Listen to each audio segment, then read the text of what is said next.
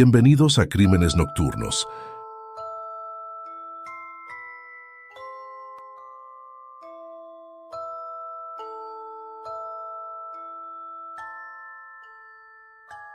Sacramento, famoso por sus veranos abrasadores e inviernos fugaces, vivió en noviembre de 1988 una ola de calor anómala que desafió toda lógica. El aire, denso y sofocante, obligó a los residentes a encerrarse tras ventanas selladas, con aires acondicionados trabajando al límite. Pero entre ellos, un grupo de vecinos enfrentaba un horror distinto. Un hedor putrefacto que emergía del patio trasero de una pensión regentada por Dorotea Puente, una mujer de apariencia inofensiva y sonrisa serena. El fétido aroma, tan penetrante que contaminaba hasta el aire acondicionado, llevó a quejas recurrentes. Dorotea, con una calma inquietante, ofrecía excusas variadas, desde fallas en las cloacas hasta ratas muertas bajo el suelo o el fertilizante de pescado que usaba en su jardín. Los testimonios coincidían. La anciana esparcía cal y lejía en el suelo, como si intentara borrar algo más que el olor. Dentro de la pensión, los inquilinos soportaban un ambiente irrespirable, donde los ambientadores de limón solo maquillaban temporalmente un malestar que se filtraba en cada rincón. Nadie sospechaba que tras esa fachada de amabilidad se escondía una verdad siniestra. El patio no albergaba ratas ni desechos, sino el eco de años de atrocidades. Dorotea Puente, lejos de ser la cuidadora compasiva que pretendía, había convertido su hogar en el escenario de crímenes inimaginables contra quienes confiaron en ella. Bienvenidos a Crímenes Nocturnos. Hoy exploraremos cómo el calor de Sacramento no fue lo único que quemó aquel noviembre. Prepárense para adentrarse en la mente de una asesina que desafió toda lógica, ocultando su oscuridad tras una sonrisa. ¿Listos para descubrir lo que yacía bajo el suelo de ese jardín? En el corazón de Sacramento, donde las fachadas pulidas ocultaban secretos como capas de pintura fresca sobre madera podrida, Dorotea Puente tejía su doble vida con precisión de relojera. A simple vista, era la filántropa ejemplar. Donaba a causas benéficas, coqueteaba con figuras políticas locales y cultivaba una imagen de matrona comunitaria. Pero detrás de ese telón de virtud se movían sombras. Las desapariciones de sus inquilinos, personas frágiles, olvidadas, eran las piezas sueltas de un rompecabezas que nadie quiso armar hasta que fue demasiado tarde. El 11 de noviembre de 1988, el detective John Cabrera cruzó el umbral de una casa que parecía sacada de un cuento de hadas macabro. Ubicada en una calle que alguna vez albergó a la élite de California, la pensión de Dorotea destacaba por sus luces navideñas parpadeantes y cortinas de encaje inmaculadas. Pero Cabrera, veterano de miradas engañosas, notó algo más. El jardín, cuidadosamente adornado, tenía parches de tierra revuelta, como si alguien hubiera jugado a enterrar verdades incómodas. La búsqueda de Álvaro Montoya, un hombre con discapacidad mental desaparecido, llevó al equipo hasta allí. La trabajadora social insistía. Ella sabe más de lo que dice.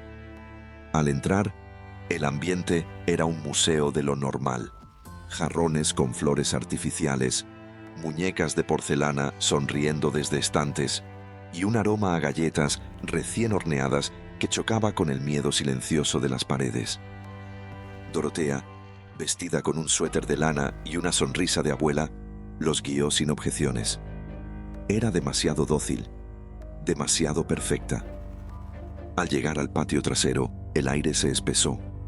El suelo, irregular y cubierto de hojas secas, mostraba franjas de tierra removida con urgencia.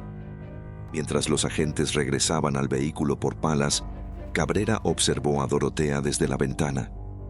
Ella seguía sonriendo, pero sus manos, ajenas al gesto calmado, temblaban ligeramente al ajustar un jarrón. No eran ratas ni cloacas lo que infestaba el aire. Era algo más visceral, más humano. Cada palada que clavaron en la tierra desenterró no solo restos, sino la verdad sobre una mujer que convirtió la confianza en un arma. Bajo la máscara de la caridad, Dorotea Puente había construido un cementerio clandestino, y su jardín era el lienzo de un horror meticulosamente decorado. John Cabrera hundió la pala en la tierra suelta, cada movimiento cargado de una tensión que cortaba el aire como cuchillo. La primera señal no fue un golpe metálico, sino un crujido sordo. Trozos de tela putrefacta emergieron, adheridos a algo que no era raíz ni piedra. Al agacharse, sus dedos cerraron alrededor de lo que creyó una rama nudosa, hasta que el hueso, pálido y grotesco, quedó suspendido ante sus ojos. Un fémur, humano. Dorotea irrumpió en el patio como un espectro, sus manos enmarcando un rostro que simulaba horror. «Dios mío, ¿qué han hecho aquí?», exclamó, pero sus ojos, fríos y calculadores, delataban un guión ensayado. Mientras los agentes retrocedían, Cabrera notó algo más. Bajo el zapato desenterrado, un pie momificado asomaba, la piel convertida en pergamino. La evidencia gritaba lo que Dorotea callaba. Aquel jardín era un mosaico de muertos. Al caer el sol, la pensión se transformó en un escenario de pesadilla. Reflectores iluminaron el patio mientras guardias custodiaban cada entrada. Sus siluetas, proyectadas sobre las cortinas de encaje como centinelas de un secreto que ya no podía contenerse. Dorotea, aún libre, servía té en la cocina, sus murmullos de inocencia chocando con el zumbido de las cámaras de televisión que empezaban a congregarse tras la valla. Al amanecer, llegó el ejército de la verdad. Antropólogos con cepillos de cerdas suaves, forenses con maletines negros y máquinas que rugían como bestias hambrientas. La tierra, removida con precisión quirúrgica, devolvió a la luz un cráneo con mechones de cabello plateado adheridos. Una mujer anciana, su identidad reducida a escombros orgánicos. En los árboles vecinos, adolescentes colgaban de ramas como cuervos ávidos, mientras reporteros del Times tejían titulares con palabras como «La matrona de la muerte» y «El jardín del horror». Con cada cuerpo descubierto, 7 en total, la calle se transformó en un circo de morbo. Vecinos que antes eludían el hedor, ahora vendían café a curiosos, y las cámaras capturaban cada palada como si desenterraran oro. Dorotea, observada por ojos que ya no creían en su máscara de abuela bondadosa, comenzó a desmoronarse. Sus sonrisas se volvieron muecas, sus excusas eco vacío. Pero el hallazgo más perturbador no estaba en la tierra. Era la dualidad de una mujer que donaba a orfanatos mientras enterraba almas en su patio. Una lección macabra de cómo la maldad puede vestirse de virtud y cómo un hueso, expuesto al sol, puede derrumbar incluso la fachada más pulida. Mientras el autobús a Los Ángeles rugía por la carretera, Dorotea Puente, envuelta en su abrigo escarlata como un manto de impunidad, creía haber escrito su último acto. 7 historias de horror clamaban justicia. Beth, de 78 años, llegó buscando refugio y encontró una tumba. Dorotea no solo le robó la vida, la despojó de su identidad. Con un camisón blanco como sudario y un documento falsificado, Beth se convirtió en un fantasma bancario. $7,000 de su pensión alimentaron la avaricia de su asesina. Su cuerpo, descuartizado y decapitado, yació bajo la mirada de piedra del santo patrono de los animales, mientras su cabeza jamás apareció. La doxilamina en su sistema, un sedante disfrazado de alivio, fue el susurro químico de su silenciamiento.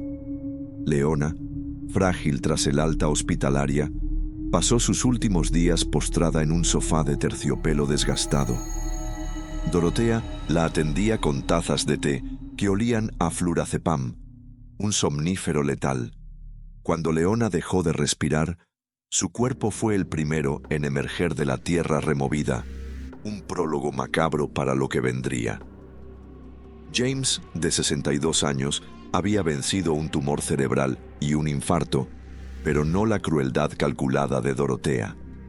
Tras su llegada, una llamada a sus médicos anunció su traslado a Los Ángeles. Su cuerpo, enterrado bajo el cenador, fue encontrado con las manos cruzadas sobre el pecho, como si Dorotea hubiera parodiado un entierro digno. Vera, de 61 años, mantuvo a su hija al tanto de cada detalle, hasta que el flurazepam detuvo sus llamadas. Su reloj de pulsera, aún funcionando cuando la desenterraron, marcaba las horas que Dorotea creyó haber detenido. El cobertizo metálico donde la ocultó se convirtió en una ironía, un refugio que atrapó su último aliento. Los análisis forenses revelaron un patrón siniestro: doxilamina para adormecer, flurazepam para hundir en sueños eternos y aloperidol para paralizar.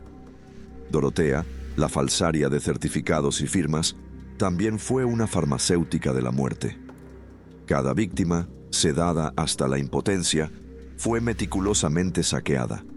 Pensiones cobradas, joyas vendidas, identidades usurpadas. Mientras Dorotea bebía vodka en un bar de Stockton, los titulares gritaban: «La abuela de Sacramento es una asesina serial». Su fuga duró 6 días. Un motel en Anaheim, un error, usó su nombre real para registrarse.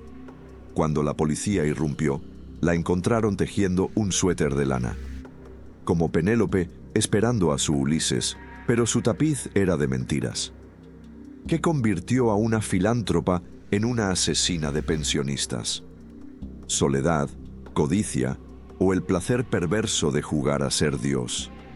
Los 7 cuerpos desenterrados eran solo la punta del iceberg. Investigaciones posteriores sugieren que su reinado de terror pudo comenzar décadas antes, en los años 70, con inquilinos cuyos nombres se perdieron en registros quemados. Mientras las excavaciones en Sacramento desenterraban secretos, cada cuerpo contaba una historia de traición disfrazada de caridad. Dorotea Puente, la anfitriona de Terciopelo y Veneno, tejía su red con víctimas cuyas voces fueron apagadas por ambición y crueldad. En octubre de 1987, Dorothy Miller, mujer nativa de 65 años, con el alma marcada por el alcohol y la poesía, llegó buscando refugio.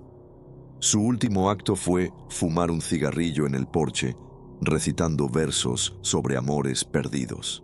Poco después, un limpiador de alfombras retiró un lodo apestoso de la habitación de Dorotea, el rastro de su descomposición. Su cuerpo, encontrado bajo rosales, tenía los brazos atados al pecho con cinta adhesiva, un gesto grotesco que imitaba un abrazo.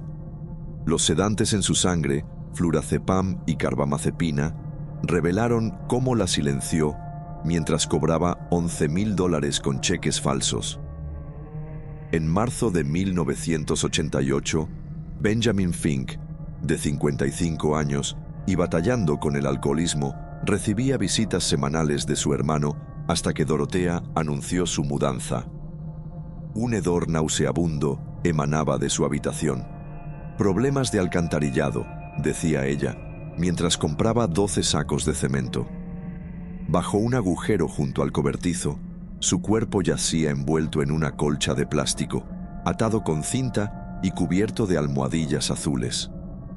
«Lo llevé a su habitación para que descansara», mintió Dorotea. La verdad lo enterró como escombro. En febrero de 1988, Álvaro Montoya, esquizofrénico de 51 años, llamaba mamá a Dorotea. Ella, en reciprocidad, inició trámites para ser su beneficiaria. Cuando desapareció, inventó un viaje a México, hasta que una carta falsa, envuelta en una toalla de papel para evitar huellas, delató el engaño. Su cuerpo fue hallado, víctima de la misma mano que fingió protegerlo.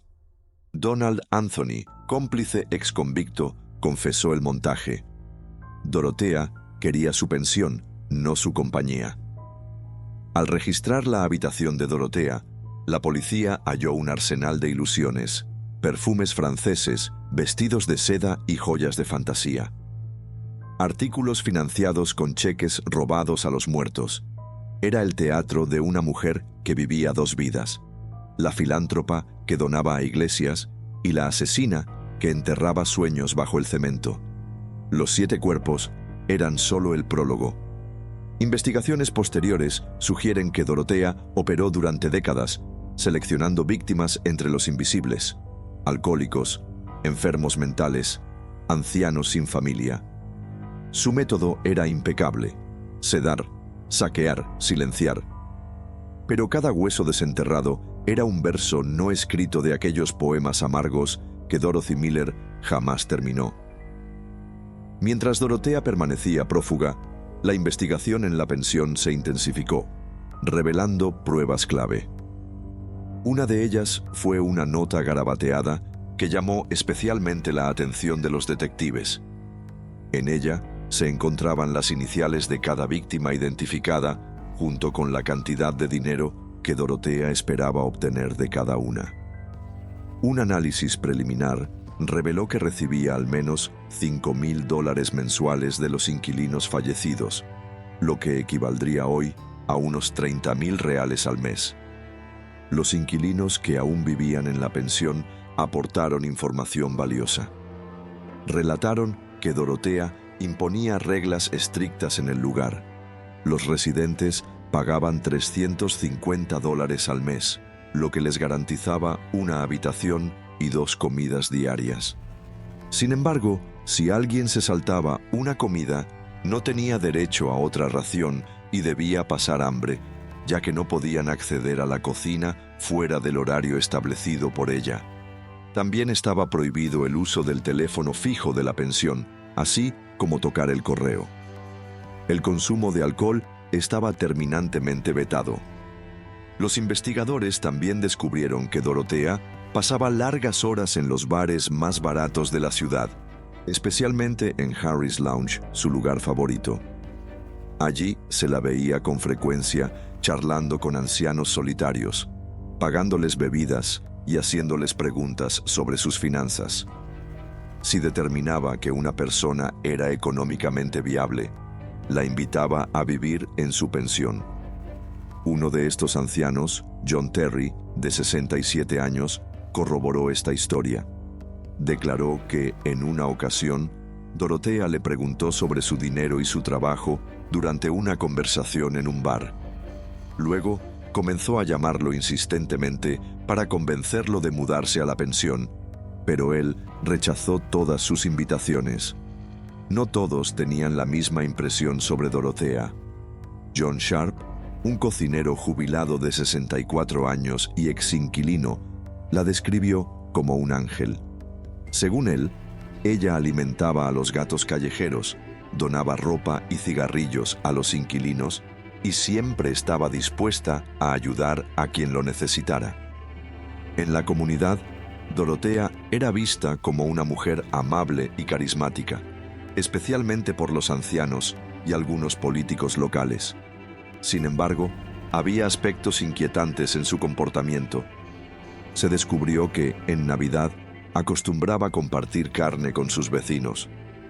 Esto llevó a especulaciones sobre si la carne podría haber sido humana, aunque nunca se encontró evidencia que lo confirmara.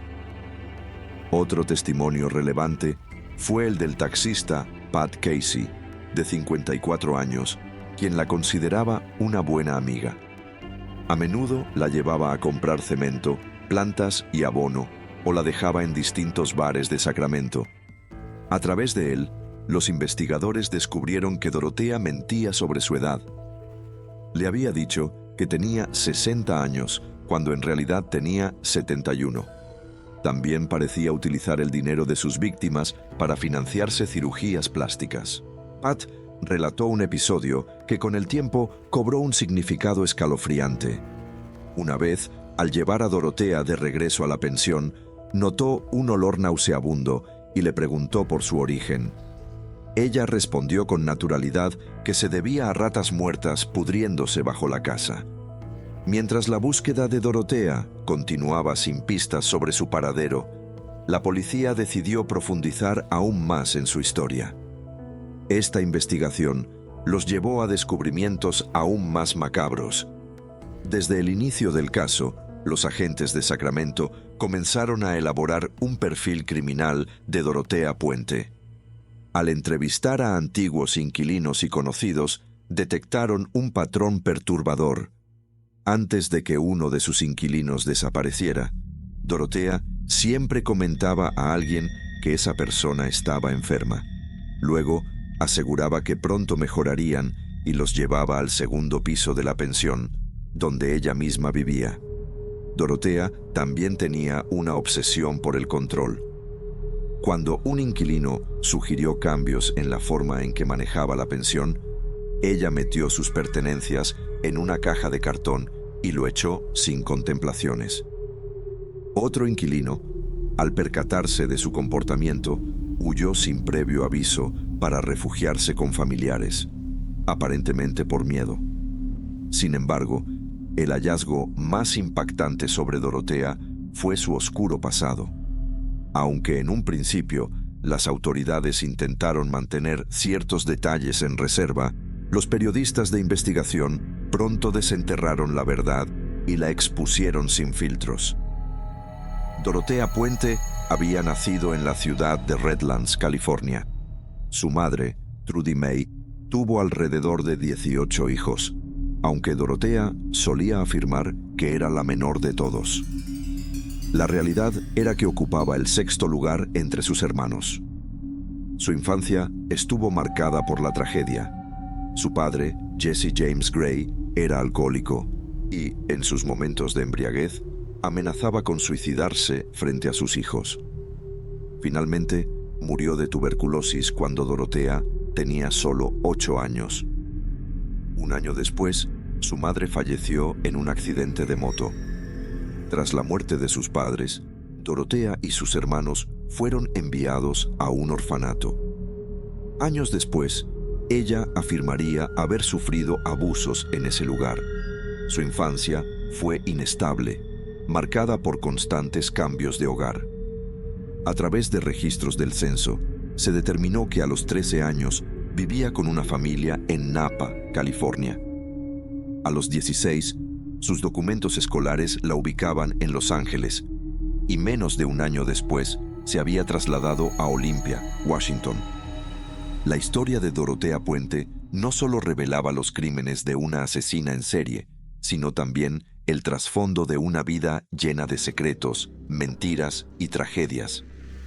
Durante el verano de 1945, en la ciudad de Olympia, una joven llamada Dorotea, conocida entre sus allegados como Cherry, se ganaba la vida trabajando en una tienda de batidos. Compartía una habitación de motel con una amiga, donde también realizaban trabajos esporádicos como trabajadoras sexuales. Ese mismo año, con apenas 16 años, Dorotea conoció a Fred McFall, un soldado de 22 años que acababa de regresar de Filipinas tras haber servido en la Segunda Guerra Mundial. En una entrevista posterior, Fred recordaría cómo Dorotea era plenamente consciente de su belleza y sabía cómo conseguir dinero cuando lo necesitaba. La relación avanzó rápidamente y en cuestión de meses se casaron en Reno, Nevada. Lo curioso fue que, al momento de la boda, Dorotea declaró tener 30 años y se presentó con el nombre de Shara Rizzili. A pesar de ser una completa mentira, estos datos quedaron registrados de manera oficial. Fue en ese punto cuando Fred comenzó a notar ciertas señales de alerta en su comportamiento. Con el paso del tiempo, la tendencia compulsiva de Dorotea se hizo más evidente. Derrochaba el dinero de la pareja en ropa lujosa y constantemente inventaba historias sobre su vida para hacerla parecer más interesante. Algunas personas cercanas aseguraban que afirmaba haber sobrevivido a la Marcha de la Muerte de Batán, un trágico episodio de la Segunda Guerra Mundial en el que miles de prisioneros estadounidenses y filipinos fueron forzados a caminar kilómetros en condiciones inhumanas. También decía haber estado presente en el bombardeo de Hiroshima, ser hermana de un embajador sueco y tener una estrecha amistad con la actriz Rita Hayworth. Sin embargo, estos relatos eran vistos con escepticismo por quienes la rodeaban. Entre 1946 y 1948, Fred y Dorothea vivieron en Garnerville, Nevada, donde tuvieron 2 hijas. Sin embargo, poco después del nacimiento de su segunda hija, Dorothea viajó a Los Ángeles y quedó embarazada nuevamente, aunque esta vez optó por interrumpir la gestación. Con el tiempo, una de sus hijas quedó al cuidado de su suegra y la otra fue entregada en adopción. En 1948, Dorothea fue arrestada por robar cheques a un conocido, los cuales usó para comprar ropa y accesorios. Al ser detenida, se declaró culpable y recibió una sentencia de 4 meses de cárcel. Durante su encarcelamiento, Fred la abandonó. Una vez liberada, quedó en libertad condicional por 3 años, aunque no tardó en huir de la ciudad. Para 1952, contrajo matrimonio con Axel Johansson, un marino mercante. Sin embargo, su relación estuvo marcada por constantes conflictos, en gran parte porque Dorothea asumió una nueva identidad. Se hacía llamar Thea Singwala y afirmaba tener ascendencia egipcia e israelí. Mientras Axel estaba de viaje, ella llevaba hombres a su casa y gastaba grandes sumas de dinero sin control. En 1960, la policía de Sacramento la arrestó por dirigir un negocio de contabilidad que, en realidad, operaba como fachada de un burdel. Al ser interrogada, alegó que solo era una visitante y que desconocía las actividades que allí se realizaban. A pesar de su defensa, fue declarada culpable y sentenciada a 90 días de prisión. Tras su liberación, su vida tomó un rumbo aún más caótico. Se sumergió en fiestas descontroladas y comportamientos autodestructivos, hasta el punto de intentar quitarse la vida.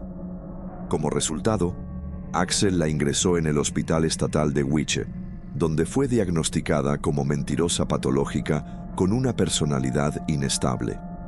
Aunque su matrimonio se prolongó por 5 años más, la relación terminó en divorcio en 1966.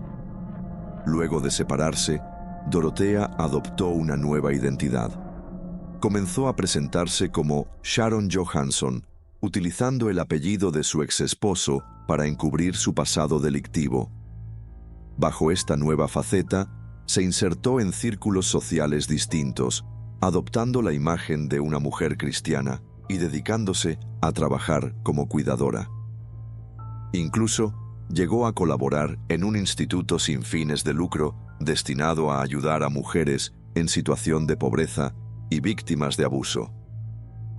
Inspirada por este trabajo, en 1968 fundó su propia casa de recuperación para alcohólicos, a la que llamó Los Samaritanos. Ese mismo año, a los 39 años, contrajo matrimonio con Robert Joe Puente, un joven de apenas 21 años. No obstante, la relación fue breve y además, su negocio acumuló una deuda de $10,000. Durante ese complicado periodo, Dorothea intentó divorciarse de Robert, pero él huyó a México, lo que retrasó el proceso hasta 1973. Con el tiempo, la relación se tornó violenta y, 2 años después, ella solicitó una orden de alejamiento contra él. Aunque nunca volvieron a verse, decidió seguir usando su apellido y desde entonces fue conocida como Dorothea Puente. Paralelamente, Dorothea había comenzado a administrar una pensión en Sacramento. En 1976, contrajo matrimonio con Pedro Ángel Montalvo, uno de sus inquilinos de 52 años. Sin embargo, la unión fue efímera, ya que Pedro pronto se percató de su inquietante personalidad. En una entrevista posterior, él reveló que Dorotea exigía ropa nueva todos los días y que constantemente aseguraba ser una mujer adinerada. Para 1978, Dorotea fue condenada por falsificar 34 cheques robados a sus propios inquilinos. Aunque fue sentenciada a 5 años de libertad condicional, también se le ordenó asistir a terapia con un psiquiatra, quien la diagnosticó con esquizofrenia y describió su estado mental como profundamente perturbado. Con el tiempo, investigaciones y reportajes periodísticos evidenciaron que Dorotea siempre había llevado una vida marcada por el engaño y la inestabilidad. Sin embargo, el evento más desconcertante ocurrió en 1982, cuando una serie de hechos extraños comenzaron a rodearla.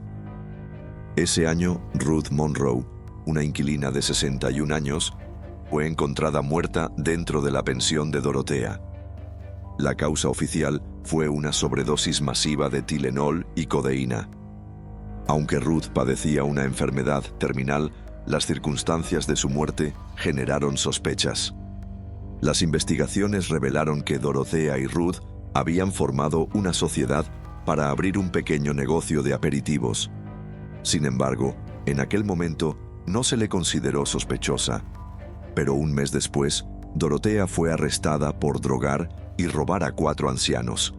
Una de sus víctimas, en una entrevista posterior, relató que, aunque había sido dopada, logró ver cómo Dorotea saqueaba su casa. Como resultado, fue sentenciada a 5 años en la Institución para Mujeres de California, en Frontier. No obstante, su encarcelamiento duró solo 3 años y salió en libertad en 1985 con la condición de mantenerse alejada de ancianos y cheques de asistencia. Sin embargo, apenas fue liberada, comenzó una relación con Everson Gilmoth, un hombre de 77 años originario de Oregón. Durante un tiempo, ambos vivieron juntos en la pensión de Dorotea, hasta que Everson desapareció misteriosamente. La familia de Everson Gilmoth no se dio cuenta de su desaparición porque Dorotea pasó los siguientes años enviando correspondencia en su nombre, haciéndose pasar por él. La verdad, tras la desaparición de Everson, solo saldría a la luz con el descubrimiento de los cadáveres en el patio trasero de la pensión. Pero hasta que eso ocurrió, los servicios sociales de Sacramento, desconocedores del pasado de Dorotea, siempre la buscaron para alojar a ancianos que necesitaban cuidados. De algún modo, no investigaron sus antecedentes ni se dieron cuenta de que tenía un historial de acusaciones de robo y de drogar a los ancianos. De hecho, solo vieron la imagen que Dorotea proyectaba, una anciana que parecía ser una cuidadora ejemplar. Celebraba reuniones de alcohólicos anónimos y ayudaba a la gente a solicitar prestaciones de la seguridad social. A primera vista, Dorotea no era más que una señora agradable que llevaba ropa cara, gafas grandes y tenía el pelo canoso. Rápidamente se estableció como un miembro respetable de la comunidad hispana local, financiando caridades, becas y programas de radio. En una entrevista, una antigua trabajadora social informó que 19 ancianos estuvieron bajo el cuidado de Dorotea, ya que su pensión se consideraba la mejor que el sistema de Sacramento tenía para ofrecer. Otros empleados comentaron que esto se debía a que Dorotea aceptaba a los clientes más problemáticos, drogadictos, alcohólicos y ancianos que abusaban física y verbalmente. La trabajadora social Peggy Neckerson informó que dejó de enviar ancianos a la pensión después de presenciar cómo Dorotea ofendía verbalmente a uno de los residentes. Trágicamente, sin embargo, Peggy descubriría más tarde que al menos 4 de los ancianos que había enviado a la pensión acabaron enterrados en el patio trasero. Ante estas revelaciones, la opinión pública se escandalizó por el hecho de que personas frágiles hubieran sido abandonadas a su suerte en la pensión. Posteriormente, una agencia independiente publicó un informe en el que se criticaba a Dorotea y a otros 10 organismos públicos y privados implicados en el internado. Además, resultaba absurdo que los agentes de libertad condicional, que visitaron a Dorotea 15 veces durante sus 2 años de libertad condicional, no se dieran cuenta de que dirigía una pensión para ancianos. Violó abiertamente las restricciones de su libertad condicional, mientras que muchos en la comunidad sabían de la existencia de la pensión. Solo cuando se empezaron a desenterrar los cadáveres, se hizo evidente el fatal error de estas agencias. El caso marcó un momento de tensión entre las autoridades y la opinión pública, y la fuga de Dorotea hizo que la historia fuera aún más aterradora.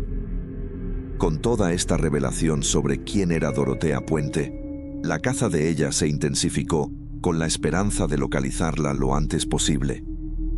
No podían arriesgarse a dejarla libre, ya que sabían que Dorotea era una oportunista y, sin duda, aprovecharía cualquier oportunidad para ganar más dinero y financiar su fuga. Pocos días después de su fuga, cuando la opinión pública empezó a darse cuenta de quién era la verdadera Dorotea Puente, se descubrió su paradero. El responsable de este descubrimiento fue Charles Wilkes, un carpintero jubilado de 59 años. Charles estaba tomando una cerveza a media tarde en una taberna llamada Monte Carlo, en el centro de Los Ángeles, cuando se fijó en una elegante dama sentada a su lado. A primera vista, Charles se dio cuenta de que era una anciana bien vestida, que llevaba un caro abrigo rojo brillante. Sin decir palabra, la mujer pidió un vodka con jugo de naranja y se presentó a Charles como Donna Johansson, afirmando ser de Sacramento. Añadió con tono dramático que su marido había muerto el mes anterior y que ahora estaba en Los Ángeles para empezar una nueva vida. Para Charles, la anciana tenía el típico perfil de viuda que había heredado una fortuna y que buscaba un nuevo matrimonio antes de que su vida llegara a su fin. La conversación entre ambos continuó y Donna mencionó que su estancia en Los Ángeles no había empezado con buen pie. El taxista que la había dejado en el motel Royal Viking, donde se alojaba, se había marchado con sus maletas. Es más, enseñó sus zapatos morados, a los que les faltaba el tacón y estaban rotos. Charles sintió lástima por la anciana, pensando que la vida le parecía realmente difícil. Casi de inmediato, llevó los zapatos al otro lado de la calle, a un zapatero, para que los reparara. Al volver a la taberna, Donna Johansson le hizo una pregunta curiosa. ¿Cuánto recibe al mes de la Seguridad Social? Charles respondió que recibía unos $576 al mes, pero le pareció extraño cuando la anciana le propuso que vivieran juntos, mencionando que era buena cocinera. Según ella, ambos eran almas solitarias y podrían hacerse compañía mutuamente a partir de ese momento. Charles encontró peculiar la invitación, pero no se dejó llevar. Con un trago de cerveza, respondió que ya tenía todo lo que necesitaba en la vida. Los dos se fueron a un café, donde pasaron algunas horas más juntos, hasta que llegó la noche y se despidieron, prometiendo encontrarse al día siguiente para hacer algunas compras. Y cuando Charles llegó a su piso, encendió la televisión y vio las noticias que informaban de los macabros descubrimientos en el patio trasero de la pensión de Dorotea Puente en Sacramento. Esto le inquietó profundamente, porque la anciana que había conocido era idéntica a Dorotea. Charles llegó rápidamente a la conclusión de que había pasado el día junto a una fugitiva sospechosa de ser una asesina. Sin saber qué hacer, Charles telefoneó a una cadena de televisión local que inmediatamente informó a la policía. En su primera entrevista, Charles expresó su gratitud por no haberse involucrado más profundamente con Dorotea. Mientras tanto, la policía de Los Ángeles rodeó el motel Royal Viking y detuvo a Dorotea. Y durante el vuelo de vuelta a Sacramento, acompañada por las autoridades, Dorotea afirmó que no había matado a nadie. Sin embargo, cuando se le confrontó con la información que los investigadores tenían sobre los cheques cobrados a nombre de los fallecidos, solo concluyó diciendo que mucho antes de que todo aquello ocurriera, ella había sido una buena persona. En consecuencia, en noviembre de 1988, los investigadores de Sacramento la interrogaron intensamente con la esperanza de obtener una declaración de culpabilidad. Aunque obtuvieron mucha información, Dorotea se mantuvo firme en su negativa a confesar los crímenes. ¿Qué debía pensar? Después de todo lo ocurrido y de verlo repetirse una y otra vez, ¿cómo es posible que ahora, de repente, encuentren un cuerpo en su patio trasero? Yo no sé nada, ni siquiera vi el cuerpo. Podría ser cierto, pero no tengo forma de asegurarlo. Por eso recurro a ti, Dorotea. Señor, no sé nada. Se lo volveré a preguntar. ¿Hay otro cuerpo en su patio? No, ni siquiera sabía que había un cuerpo allí.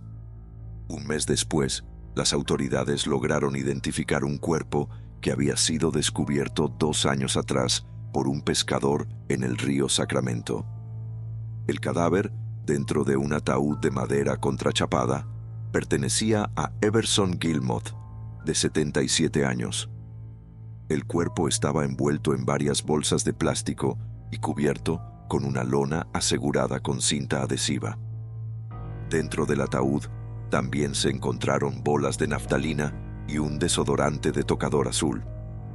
Las investigaciones revelaron que, antes de desaparecer, Everson vivía en la pensión de Dorotea Puente, lo que la convirtió en la principal sospechosa del caso.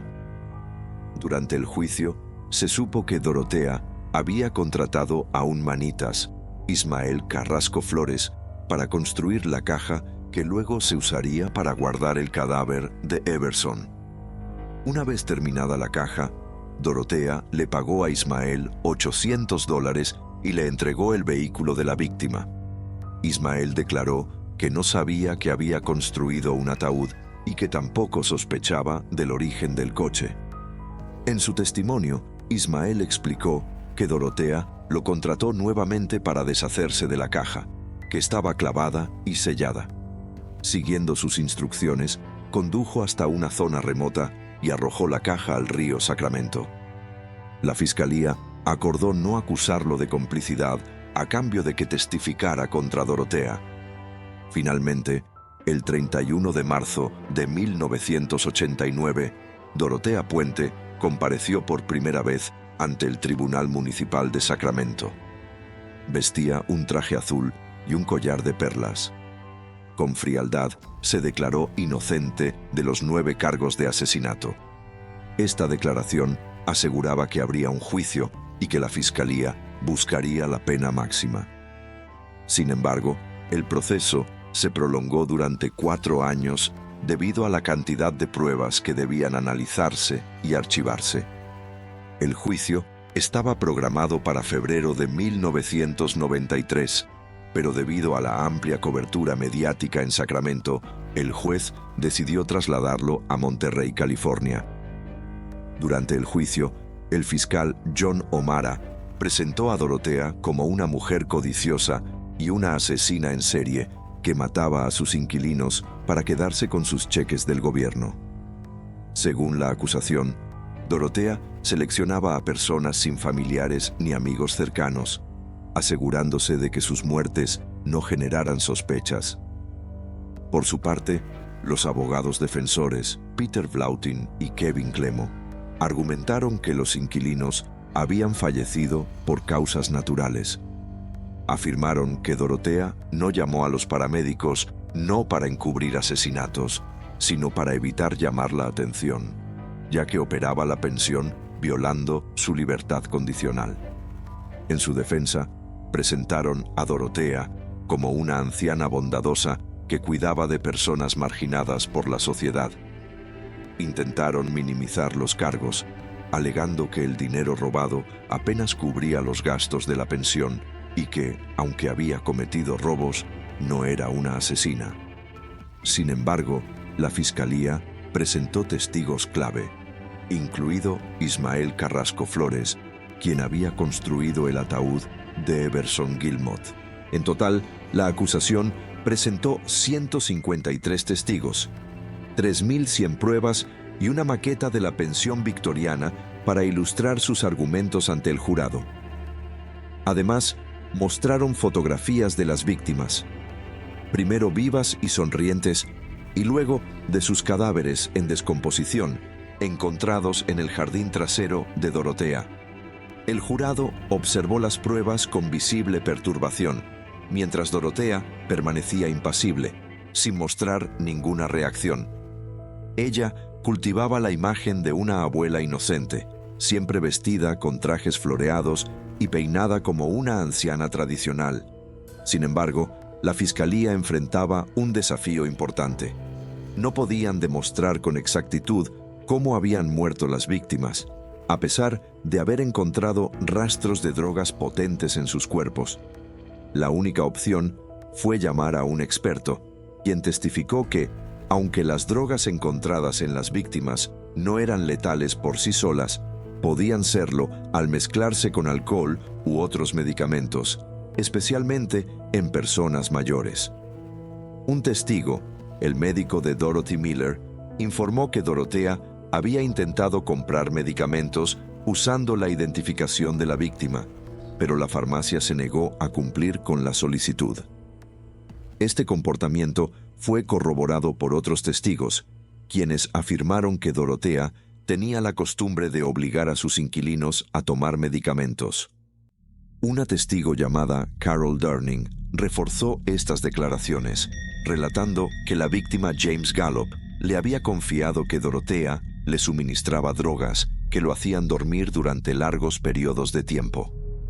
Un empleado del Centro de Desintoxicación de Sacramento también declaró que Álvaro Montoya, otra de las víctimas, había mencionado que Dorotea le daba una droga amarga e incómoda. Este mismo empleado testificó que confrontó a Dorotea, quien se enfureció y amenazó con llevarse a Álvaro a otro lugar si seguían interfiriendo en su cuidado. La acusación también recurrió a un perito, quien afirmó que Dorotea había falsificado las firmas de 7 inquilinos fallecidos en 60 cheques federales y estatales. Estos cheques se enviaban directamente a su pensión, lo que le reportaba unos $5,000. Sin embargo, la fiscalía decidió no acusarla de falsificación para no complicar el caso ante el jurado, utilizando esta información solo como apoyo adicional. En respuesta, el abogado defensor, Kevin Klim, admitió que Dorotea era una ladrona y tenía un impulso por el robo, pero insistió en que eso no la convertía en una asesina en serie. El testigo de cargo, Homer Myers, quien vivió en la pensión de Dorotea Puente durante 2 años después de conocerla en un bar, reveló que, sin saberlo, había desenterrado algunas de las tumbas de los inquilinos. Dorotea le había pedido que cavara un hoyo de 1,5 metros de profundidad para plantar un pequeño albaricoquero. Homer creía que la tumba podría haber sido destinada para él, pero en un momento dado se negó a firmar los documentos de la Seguridad Social, lo que provocó su expulsión de la pensión. Dada la gravedad del caso, el tribunal invitó al jurado a visitar la casa de Dorotea, especialmente el patio donde se encontraron las víctimas.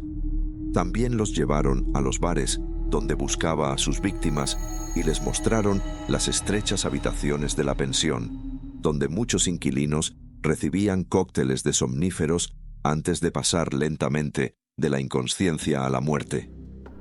Uno de los miembros del jurado, Joe Martin, compartió que sintió algo inquietante mientras caminaba por el jardín, afirmando que se percibía una sensación extraña en el lugar. Tras un año analizando el caso, el jurado concluyó que Dorothea Puente era culpable de los asesinatos de Dorothy Miller, Benjamin Fink y Leona Carpenter. Sin embargo, no pudieron llegar a un veredicto unánime en relación con los otros 6 cargos de asesinato, incluido el de Everson Gilmoth, a pesar del testimonio directo del Manitas que ayudó a arrojar su cadáver al río. En respuesta, el juez del Tribunal Superior, Michael Virga, declaró nulo el juicio sobre esos cargos. La imposibilidad de alcanzar un veredicto unánime en estos casos generó debate, ya que muchos creían que había pruebas suficientes para condenarla por más asesinatos. Aún así, esto no afectó su sentencia final. El 10 de diciembre de 1993, Dorothea Puente, de 64 años, fue condenada a cadena perpetua sin posibilidad de libertad condicional. Fue enviada al Centro de Mujeres de California Central, cerca de Chowchilla, la mayor prisión de mujeres de Estados Unidos. Durante sus años en prisión, Dorothea siguió declarándose inocente, alegando que todas las personas encontradas enterradas en su patio habían muerto por causas naturales, sin su participación. El 27 de marzo de 2011, Dorothea falleció a los 82 años por causas naturales relacionadas con la vejez. Hoy en día, Dorothea Puente es considerada una de las asesinas en serie más mortíferas. Aunque no fue condenada por todos los casos, el Departamento de Policía de Sacramento sigue considerándola la principal sospechosa en cada uno de ellos. Se estima que el número de víctimas podría oscilar entre 9 y 15, todas ellas personas vulnerables que una vez confiaron en la encantadora Abuelita de la Muerte.